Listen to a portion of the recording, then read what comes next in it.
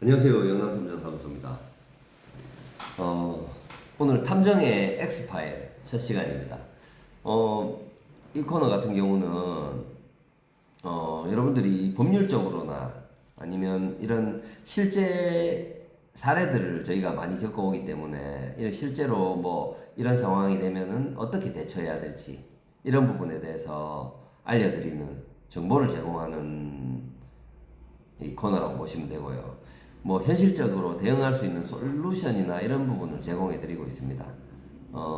기본적으로 탐정을 사용하는 뭐 최적화된 방식 이런 부분들도 말씀드리게 되고요. 여러분들이 살면서 한 번쯤 이런 일을 겪을 상황이 될 수가 있습니다. 남의 일이 아닙니다. 만약에 나한테는 설마 나한테 이런 일이 있겠어 이런 생각을 하고 있다가 뭐 이런 부분들을 다 놓치고 지냈는데 갑작스럽게 그런 일을 겪게 되신다. 그러면 이거는 분명히 그때 되면은 사고가 납니다. 무슨 말인지 아시겠죠? 너무 감정적으로 대처할 수 있고요. 사람이 아는 만큼 보이는 법이잖아요.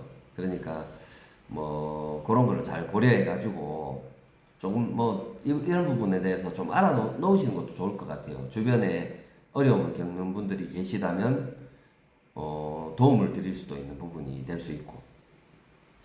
자, 오늘 첫 시간에 말씀드릴 내용은 탐정을 이용해서 증거 수집을 했는데 사실 이게 불법 증거의 영역이 될 수도 있어요. 불법 증거라 하면 예를 들어서 뭐 몰래 촬영하는 영상 이런 부분들은 몰래 촬영하는 사진과 영상 이런 부분들은 충분히 이거는 민사에서 이혼소송이나 상간소는 민사소송이기 때문에 증거로서 효력은 생깁니다. 형사소송하고 다릅니다. 형사소송에서는 형사재판은 이런 불법 증거물 같은 경우는 이제 뭐 증거로서 효력 자체가 없어요. 너무 명확하게 이 사람을 때리는 영상이 대놓고 담겨 있어도 이거를 몰래 촬영한다든지 뭐 이런 부분이면은 이거는 증거로서 효력이 상실되는 거예요. 그렇기 때문에 이런 부분을 고려하셔야 되는데 정말 방법이 없는 경우가 있어요. 이렇게 하지 않고는 증거 확보가 안 된다. 그러면 포기할 겁니까? 그런 증거라도 있어야 될 거 아닙니까? 그래야지 어쨌든 민사에서라도 승소를 하고 그리고 내 억울함을 풀 수가 있잖아요. 이 배우자가 바람이 나가지고 있는데 뭐 다른 사람하고 뭐 안에서 뭘 하는지 모르겠지만은 뭐 어쨌든 막 상상의 영역이라는 게 굉장히 무서워요. 정말 뭐 정서적으로 스트레스가 심하실 거라고 생각합니다. 근데 그런 상황에서 내가 합법적인 증거를 수집할 방법이 없다 해서 증거 수집을 포기를 하시게 되면 이거는 얼마나 약오르는 일입니까? 그렇기 때문에 이런 증거밖에 수집할 방법이 없다고 판단이 되시면 그런 증거라도 수집하셔야죠. 근데 탐정을 통해서 이런 증거를 수집했다. 그때 어떻게 해야 되느냐? 예를 들어서 상대 측에서 형사 고소를 진행할 수가 있습니다. 뭐 불법 주거 침입이라든지 불법 촬영 이런 요소들, 스토킹 뭐 이런 쪽으로 고소를 할 여지가 있거든요. 그 고소를 당했다. 그때 어떻게 해야 되느냐? 오늘 그 부분에 대해서 한번 이야기를 해볼까 합니다. 저희도 물론 그런 식으로 증거를 수집해가지고 뭐 드린 적이 있어요. 뭐 사실 그렇게 되면은 이제 의뢰인들 입장에서는 이 상대 쪽에서 고소를 진행하게 됐다. 이거 어떻게 해야 되느냐? 당황스럽죠. 뭐 평생 살면서 형사 고소를 당할 일들은 그리 흔히 일어나는 일들이 아닙니다. 그렇기 때문에 처음이신 분들도 많고 그러다 보면은 경찰에서 연락이 오고 이러면은 굉장히 무섭거든요. 이럴 때 어떻게 해야 되느냐? 저희한테도 그런 문의가 많이 들어옵니다.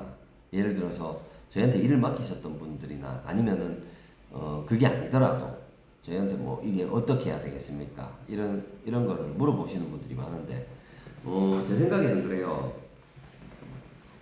뭐든 단독범하고 공범이 있는 거는 형량이나 이런 부분에서 차이가 꽤 큽니다. 예를 들어서 뭐 도둑질을 하더라도 혼자서 도둑질을 하는 거하고 한 3명이서 한 명은 망보고 한 명은 도둑질하고 한 명은 차 운전을 하고 이런 경우 예를 들어서 망만 봤다 이 사람은. 근데 어떤 사람은 혼자서 도둑질 해가지고 혼자서 도둑질 해가지고 100만 원을 훔쳤어요. 혼자서 100만 원을 썼습니다. 이 사람이 죄가 무겁겠습니까? 아니면 이 3명이서 도둑질을 같이 해가 100만 원을 훔쳐가지고 33만 원씩 나눠 쓰고 나는 망만 봤다. 이 사람이 형량이 더 높겠습니까? 뭐 모든 상황은 아니겠지만은 대부분의 경우는 이 3명 중에 망만 받는 사람, 이 사람이 더 처벌을 세게 받습니다. 그게 잘 이해가 안 되시죠? 이제 기본적으로 사람들이 일반적으로 생각하는 거는 내가 훔치고 뭐 이렇게 다 했는 게 아니라 내 혼자서 할 행위를 여러 명이서 나눠서 했고 나는 그 중에서 굉장히 작은 부분을 내가 행했다. 그러면 내가 도둑질한 것도 아니고 내가 뭐 어떻게 한 것도 아닌데 나는 막만 보고 있었는데 이 사람들한테 책임을 전가하고 나는 죄가 없이 나갈 수 있을 것 같거든. 근데 그런 경우에 보통 처벌을 더 세게 받습니다. 이게 죄명이 달라질 확률이 높아요. 그냥 일반 절도에서 특수 절도가 된다든지 폭행 같은 경우도 그냥 일반적으로 상해나 폭력 이쪽으로 갈 수도 있겠지만 뭐 특수상해라든지 특수폭행 뭐 이런 식으로 적용이 될 수 있거든요. 거기다가 뭐 법조항도 다 다르게 적용이 되기 때문에 이거는 뭐든지 단독범이 좋다 이거죠. 그리고 말 그대로 우발적인 범행과 계획적인 범행은 차이가 있거든요. 근데 혼자서는 나 우발적으로 내가 내 감정이 앞서가지고 이렇게 생각 없이 이렇게 하게 됐다. 내 반성한다. 받아들여지죠. 그런 거는 초범이고 하면. 근데 3명이서 이렇게 같이 했는데 이거 우발적으로 내가 그 순간적으로 내가 화를 참지 못하고 친구가 한 대 때렸는데 나는 뭐 옆에서 내가 망보고 있었다. 이거 뭐 얘기가 됩니까? 여러 명이서 공범이 있다면은 우발적이라는 말도 잘 안 통해요. 이 계획범으로 보는 겁니다. 그죠?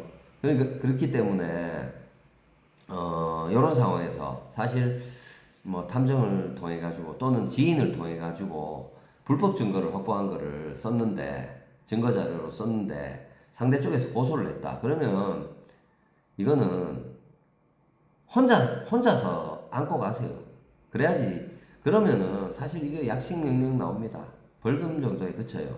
벌금도 크지 않고.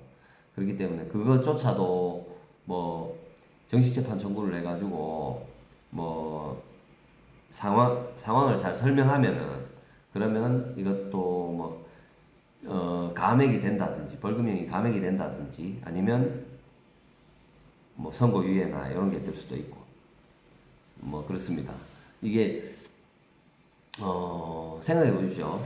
뭐 내 남편이 바람이 났다. 근데 원룸에 빌라에 거주 중인 여자 집을 드나든다. 근데 이거를 안에 들어가 가지고 있다는 걸 알면서도 그거를 증거를 확보하기 위해서 보니까 CCTV도 없어. 옛날 구축 빌라라서 CCTV도 없습니다. 어떻게 합니까? 그냥 어떤 식으로든 증거는 수집해야죠. 그러니까 그렇게 해가지고 수집한 증거가 사실은 경찰에 고소를 당한다고 하더라도 내가 가가지고 내 억울함을 물 필요가 해요. 내가 사실 입장을 바꿔서 생각을 해봐라. 배우자가 바람이 났다. 따라가 보니까 이 사람이 다른 사람 집에 드나들더라. 근데 그 상황에서 내가 막상 거기 벨 누르고 문 두드리고 이렇게 해가지고 하려고 하니까 또 뭔가 감정적으로 대처를 하게 될 것 같고 큰 사고가 날 것 같았다. 때릴 것 같고 맞을 것 같고 이럴 것 같아가지고 그렇게는 도저히 못하겠더라. 확실한 증거를 수집하려고 뭐 몰래 영상 촬영을 했다. 근데 이게 그때는 감정적으로 너무 뭐 격해져가지고 뭐 불법이지 이런 것도 생각할 겨를도 없었다. 근데 사실 난 불법인지 몰랐다. 이렇게 말씀을 하세요. 그리고 나서 지금 그게 뭐 반성하고 있다, 후회하고 있다.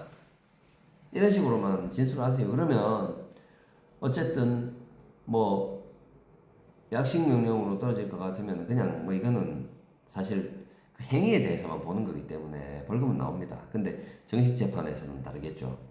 정식 재판 청구를 해가지고 받아들여지면 그 부분은 정상 참작이 됩니다. 그러니까 그거를 감수하고 사용하시는 거예요, 원래. 그러니까 뭐 가능하면은 합법적인 영상으로 증거물을 만들어 보시고 그게 안 된다면 불법 증거라도 일단 만들어 놓자. 뭐라도 증거는 많으면 많을수록 좋은 거예요. 내가 선택권이 다양해지니까. 일단 오늘 탐정의 X파일 여기까지 말씀드렸고요. 여러분들 뭐 여기에 탐정의 X파일 이 코너는 여러분들이 뭐 한 번씩 보시면은 확실하게 분명히 도움이 되는 자료들이 많습니다. 제가 현장에서 경험을 통해 가지고 이제 이런 많은 사례들을 통해 가지고 뭐 단순하게 그냥 법전에 나오는 법 이런 개념보다는 판례, 그러니까 뭐 일반적인 사례들 이런 걸 가지고 말씀을 드리는 거기 때문에 실제로 이런 부분들을 어디 검색을 한다든지 뭐 변호사 상담을 받는다든지 이렇게 해가지고 이런 부분들을 알 수 있는 게 아니에요. 그렇기 때문에 여러분들한테 큰 도움이 되실 거라고 생각합니다. 오늘 영상은 여기까지였고요. 좋아요 한번 꼭 눌러주시고 다음 시간에 다시 뵙도록 하겠습니다. 감사합니다.